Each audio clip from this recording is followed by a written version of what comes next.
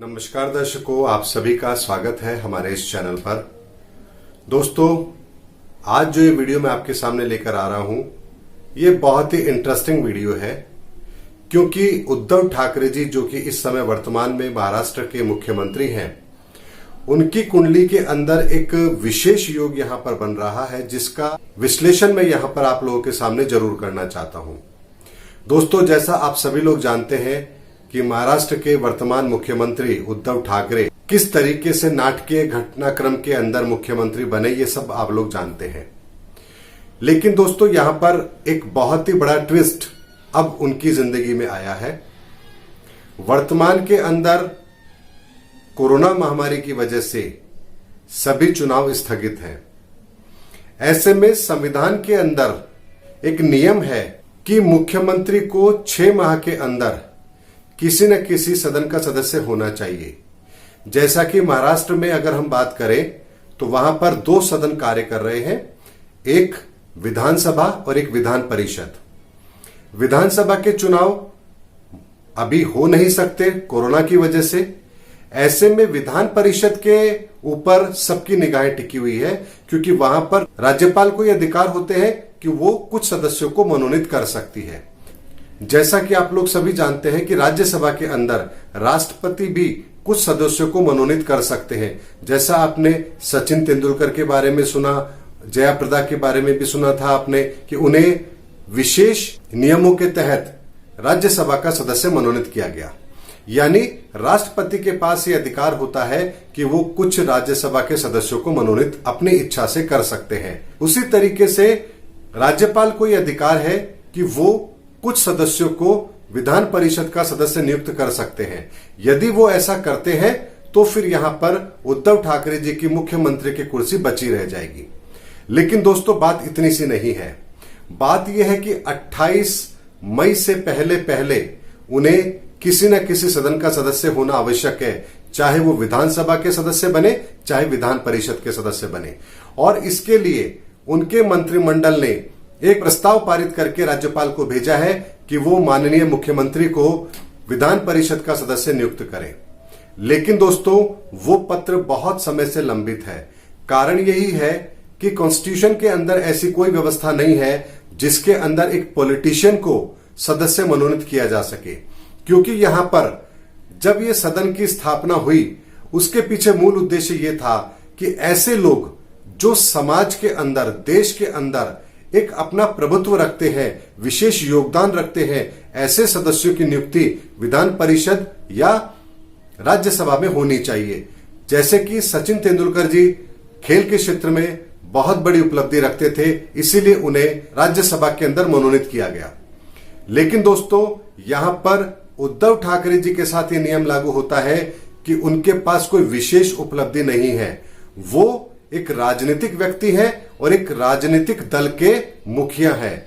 ये क्राइटेरिया कहीं भी विधान परिषद के सदस्य को मनोनीत करने के लिए पर्याप्त नहीं है, क्योंकि कॉन्स्टिट्यूशन के अंदर ऐसा कोई प्रावधान है ही नहीं जहां राजनीतिक व्यक्ति की नियुक्ति की जा सकती हो। यही कारण है कि राज्यपाल निर्णय नहीं ले रहे हैं और मंत्रिमंडल के समूह ने एक प्रस्ताव पारित करके दोबारा राज्यपाल महोदय को भेजा है। अब बात यहां पर आती है कि उनकी कुंडली के अंदर ऐसे कौन से योग बने जिसके कारण से सारी परिस्थिति उत्पन्न हो रही है। दोस्तों, जिस समय वो मुख्यमंत्री बने उस समय ग्रहों की स्थिति उनके अनुकूल थी, लेकिन वर्तमान समय में 6 फरवरी 2020 से उन्हें एक सूर्य का प्रत्यंतर आरंभ हुआ है, जो उनके लिए बिल्कुल भी ठीक नहीं है। और ये प्रत्यंतर उनके लिए बहुत बड़ा खतरा उत्पन्न करने वाला है। और ये प्रत्यंतर 2 जून तक रहेगा। यानी पहले सूर्य का प्रत्यंतर, फिर चंद्रमा का, फिर मंगल का और फिर राहु का। ये चारों प्रत्यंतर उनके लिए ठीक नहीं है और ये प्रत्यंतर 2 जून को खत्म हो रहा है। लेकिन 2 जून से पहले पहले उनका विधान परिषद का सदस्य बनना जरूरी है। अब दोस्तों, यहां पर एक विकल्प उनके पास में रहता है कि वो चाहे तो मुख्यमंत्री पद से इस्तीफा देकर के दोबारा मुख्यमंत्री पद की शपथ ले सकते हैं और फिर उन्हें 6 महीने का कार्यकाल मिल जाएगा विधान परिषद का सदस्य बनने के लिए या विधानसभा का चुनाव लड़ने के लिए। लेकिन दोस्तों, ये इतना आसान नहीं है, क्योंकि जैसे ही उद्धव ठाकरे जी मुख्यमंत्री पद से इस्तीफा देते हैं, पूरा मंत्रिमंडल भी भंग हो जाता है, बर्खास्त हो जाता है और राज्यपाल उन्हें कार्यवाहक मुख्यमंत्री के रूप में ही कार्य करने के लिए कहेंगे। यहां पर बाजी फिर राज्यपाल के हाथ में चली जाती है और ऐसे में यदि राज्यपाल ने अपने विवेक का इस्तेमाल करते हुए या किसी और कारण से राष्ट्रपति शासन की अनुशंसा कर दी तो फिर उनका मुख्यमंत्री बनना लगभग असंभव हो जाएगा, क्योंकि यहां पर 3 दलों के सदस्य मिलकर के सरकार चला रहे हैं। ऐसे में फिर जोड़ तोड़ की गणित शुरू हो सकती है और दोबारा से उनके लिए मुख्यमंत्री बनना यहां पर बड़ा मुश्किल हो सकता है, क्योंकि यहां पर बीजेपी के भी विधायक ये चाहेंगे कि वो दोबारा मुख्यमंत्री ना बने। ऐसे में 28 से लेकर के 2 जून के बीच में, यानी ये 4-5 दिन का समय ऐसा है जो उनके लिए खतरे की घंटी दिखा रहा है।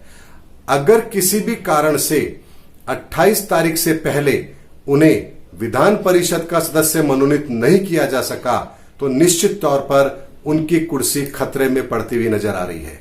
और 2 जून के बाद में उनको कोई खतरा नहीं है, लेकिन 2 जून तक का समय उनके लिए बहुत मुश्किल भरा है। ऐसे में देखना यह है कि उनके सितारे तो उनके फेवर में नहीं है। ऐसे में राज्यपाल क्या भूमिका निभाते हैं, क्या उन्हें वो सदस्य मनोनीत करते हैं या नहीं करते हैं। इस केस में एक चीज और है दोस्तों कि यहां पर कानून के भी लिमिटेड ऑप्शंस है, यानी कानूनी तौर पर भी सॉल्व नहीं किया जा सकता है। ये out of the court matter है, यानी कि इसका अगर मान लीजिए इस मैटर को लेकर के वो हाई कोर्ट जाते हैं या सुप्रीम कोर्ट जाते हैं तो भी उन्हें कोई राहत मिलने वाली नहीं है, क्योंकि ऐसा कोई प्रोविजन कानून के अंदर नहीं है कि किसी राजनीतिक व्यक्ति को विधान परिषद या राज्यसभा का सदस्य राष्ट्रपति या राज्यपाल के द्वारा मनोनीत किया जा सके। यहां पर बहुत स्पष्ट रूप से उल्लेख है कि वो किसी विशेष उपलब्धि के द्वारा ही यहां पर सदस्य मनोनीत किए जा सकते हैं, यानी उनका विशेष योगदान समाज के अंदर होना चाहिए। वहां पर कहीं भी राजनीतिक शब्द का प्रयोग नहीं है। ऐसे में कानूनी बाध्यता भी यह बनती है कि अगर उन्हें मनोनीत ना किया जाए तो यहां पर किसी भी तरह से राज्यपाल को यहां पर आदेश नहीं दिया जा सकता कि वो उन्हें सदस्य मनोनीत करे। यह पूर्ण रूप से राज्यपाल के विवेक के ऊपर निर्भर है कि वो उन्हें सदस्य मनोनीत करते हैं या नहीं करते हैं। तो आने वाले समय में यह देखना होगा कि कैसे उद्धव ठाकरे जी अपनी कुर्सी बचाने में कामयाब होते हैं, क्योंकि 4-5 दिन का समय एक ऐसा उनके जीवन में आ रहा है जो उनकी कुर्सी को खतरे में डालने की पूरी क्षमता रखता है। तो ये आकलन जो मैंने उनकी कुंडली का किया उसके आधार पर एक बहुत ही इंटरेस्टिंग चीज मुझे नजर आई। मुझे लगा कि ये मैं वीडियो के माध्यम से आप लोगों के सबके सामने रखना चाहिए कि किस तरह से ग्रह एक दिन के अंतराल पे भी हमें धोखा दे सकते हैं, कैसे ग्रहों की चाल हमें एक दिन के लिए भी हमारे जीवन के अंदर बहुत बड़ी उपलब्धि से हमको दूर कर सकती है।